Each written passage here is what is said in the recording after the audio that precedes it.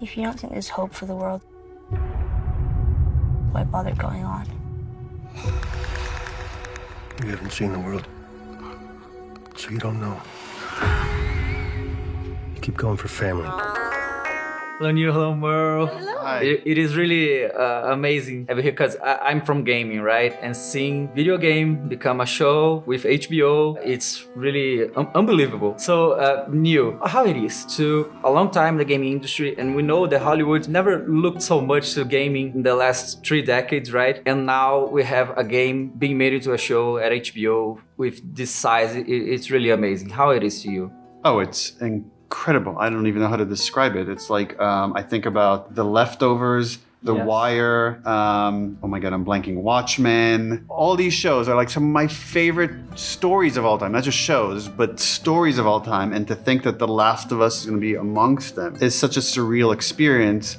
And also knowing that, look, I'm first and foremost a gamer and a game developer, but knowing that this story now will reach a wider audience, and there's a community of people that really enjoy these characters in the story, and to see it kind of grow larger is such a thrill. You do a lot of stuff in the show, like you are the showman of all of this, and you must know that video game adaptations has a bad rap, Yes. right? So what has been done in this one made from HBO? Because this is really huge for us gamers, right? Yes. Having HBO doing this game that is so loved. What has been done to make this show like really popular and faithful, and that the fans will love too? That's a great question. I do love video games.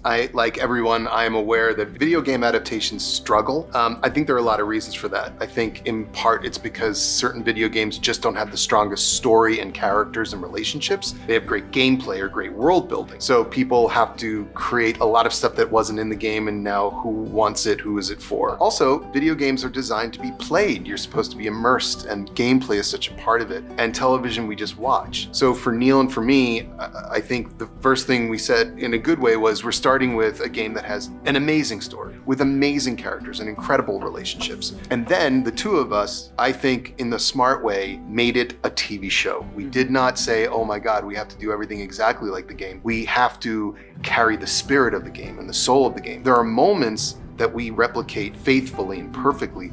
There are entire episodes that contain new things and new characters. And I give credit to Neil for being so smart and flexible about how to adapt. The other thing I think that we have going for us is we have Neil. So we have the creator of the game. We didn't take this away from them and think we know better. Ultimately, Neil and I had a goal, and the goal was to make a show that the people who played the game would love, and make a show that people who'd never even heard of the game would love. That's the challenge. Right? And I think we did it. Yeah. I think we did it, honestly. Why are you so important? Somewhere out west, they're working on a cure. I think what really impressed them was the fact that I didn't turn into a monster. If she so much as twitches. And Joe is a really complex character, right? He's the hero of the game. He's the main character, but he... Hero. Yes.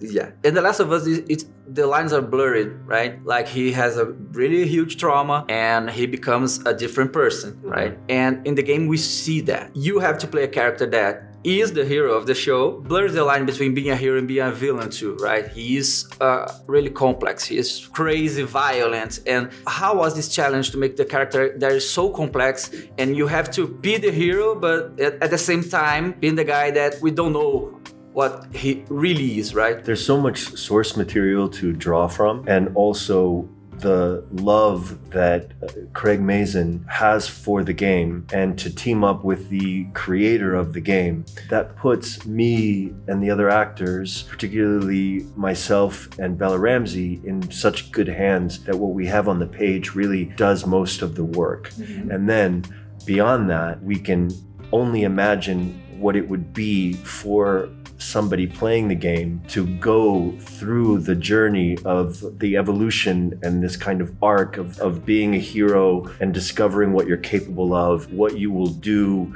to survive, what you will do to save the people that you care about. And so if it translates, that's the ultimate goal, but at least internally, mentally, emotionally, we have everything that we need to step into the shoes of the character and to breathe the air of the character, because there's just so much there on the page with our directors, with our production team, with everyone that's obsessed with the game and with its adaptation. So we really, there was no way to not experience every detail of that kind of a journey. Got any advice on the best way west? Yeah, go east. In the games, Tommy is like Joe's brother, right? And they have a fallout this 20 years, and they split. And for me, Tommy shows that the apocalypse, right? Doesn't need to change you into a monster, right? Because Joe became this really dark person after. Of course, it has the death of his daughter, this really traumatic, but everybody lost people in the apocalypse, right? And Tommy didn't change like Joe did, right? Do you think that this is shown in the show too? Because in the game it's really clear when they two meet, and Tommy is not that monster that Joel turned into in the apocalypse. I think it was really it's his nature, right? Mm-hmm. He is someone who has seen the monstrosities of war already. He's seen what humans can do to each other. I think the story of The Last of Us is equally about the dangers of these infected and the dangers of just humans towards each other when resources are limited.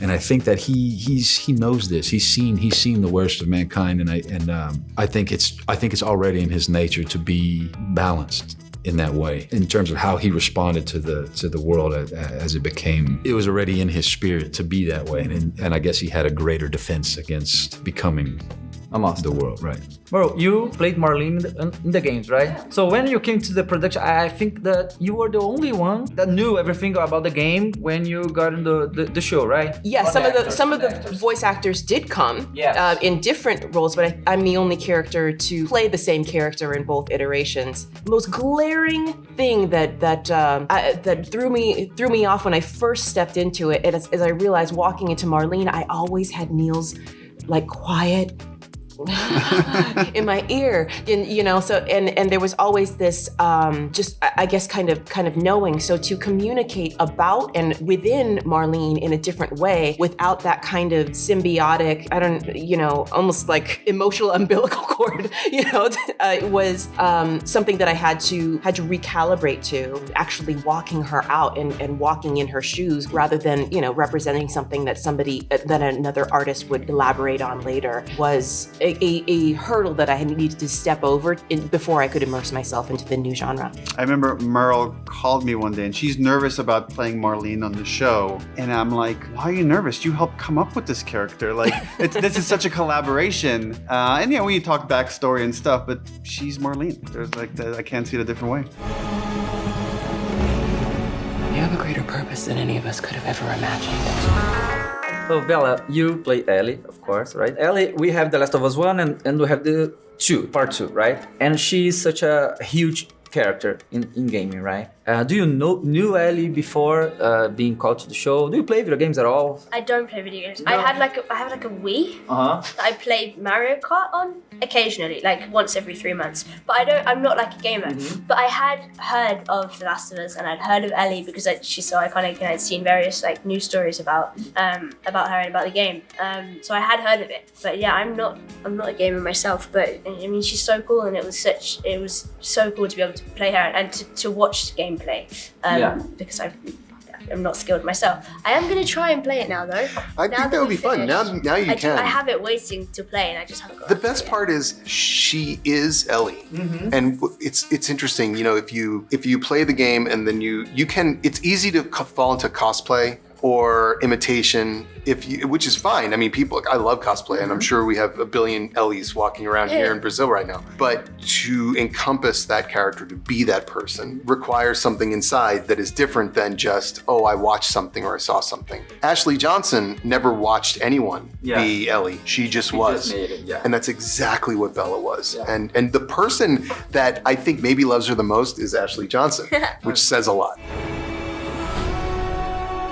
Be careful who you put your faith in. How faithful the series is with the source material? I think this will be the most authentic video game adaptation ever, and I think it'll be years before anybody catches up. Oh, That's how confident I feel about it. It doesn't mean we're copying it, because I think that would be a mistake, and that has happened before, and I think people have made that mistake. We understand the strength of the story, and it's what's fundamentally essential about its telling.